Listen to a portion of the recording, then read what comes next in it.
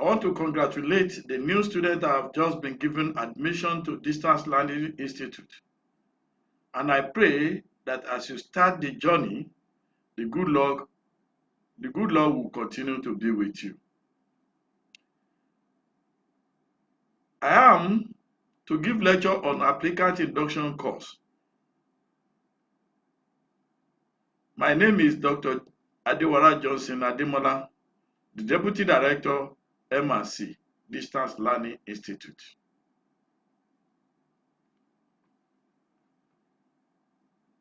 Before I go into the overview of applicant induction course, let me briefly discuss what is open and distance learning. Open and distance learning combine two forms of education. They are open and the second one is distance. In open, everybody have access to education, and in distance, the education can come up both at home, in the school, where you are traveling, where you have leisure time during your office period. This type of education focuses on expanding access to learning. Open and distance education have philosophies.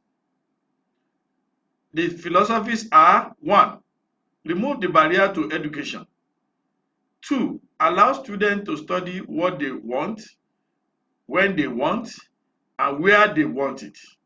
It means you can have your education anywhere, either at home, in the school system, in your place of work, when you have leisure time, or even when you are traveling. This form of education can be on, which means there is no barrier to this type of education. The topic of today is overview of applicant induction. So I am to discuss and to introduce you to the induction program we have in Distance Learning Institute. But before I move into that, what is the meaning? What do you understand by the word induction? The term induction is generally used to describe as the process whereby the new learners adjust to or acclimatize to their new roles or assignment and even environment. Or a well-planned event to educate new entrants about the new environment in an institution, and also to connect the student or the learners with the people within that environment. Let me quickly look at the purpose of induction. What are the purposes of induction? 1, induction program help new learners to adjust and feel comfortable in the new environment. 2, it inculcates in them the ethos and culture of the institution. There is no institution that doesn't have their own ethos and culture. The University of Lagos has its own ethos and culture. So through the induction program, the students are exposed to the ethos and the cultures of this university. Also, it helps the learner to build bonds with other students and faculty members. This is an occasion where the learners have the opportunity to interact with their peers, with other students at the higher level, and even with their lecturers or facilitators. Then it exposes them to a sense of larger purpose and self-exploration. Learner induction programs also engage the new learners as soon as they come into the institution before the regular classes starts. This is one of the purposes of an induction program. Also, at the start of the induction, the learners learn about the institutional policies. What are the policies of the university? This is where we are going to expose the learners to the policies, the processes, the practices, the cultures, and the value of the university. Also, induction covers a number of different aspects. One of it is socializing, meeting other new students, senior students.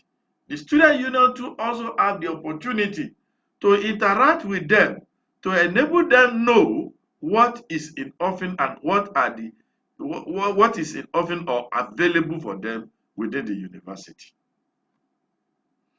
Induction program also allow them to associate.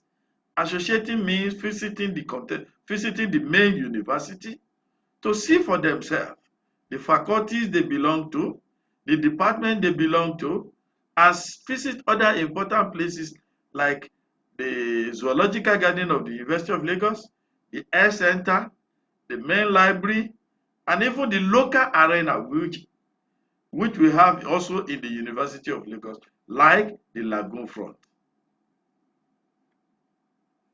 The learner are also exposed to the governing rules and regulations of the university. What are the governing rules and regulations? There is an adage in Yoruba which says, where there is no sin, there is no law. So, where there is no law, there is no sin. So, there is a law, there are rules and regulations that are governing the University of Lagos. And there we have the rules and regulations that governs the university. We also have the support services, which are both online and real time.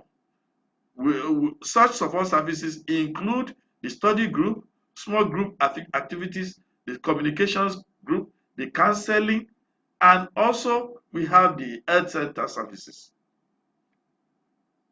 Other activities that are also available within the university include the physical activities, mentoring, familiarization to departments through branch. We have the creative art and culture department. We have the literary activities unit, and we also have lectures delivered by eminent people, which include the former Nobel laureate in Nigeria, Professor Wole Soyinka, which he has delivered lecture. Also the chief eminent traditional ruler, the Ooni of Ife, also has been invited. The former president and also the current vice president of Nigeria, Professor Yemi Osinbajo, has also been invited to come and deliver lecture. We also visit local areas in the university. We have the Adewara there. We have the Faculty of Pharmacy. We have the Faculty of Basic Medical Sciences and the likes at the University of Lagos.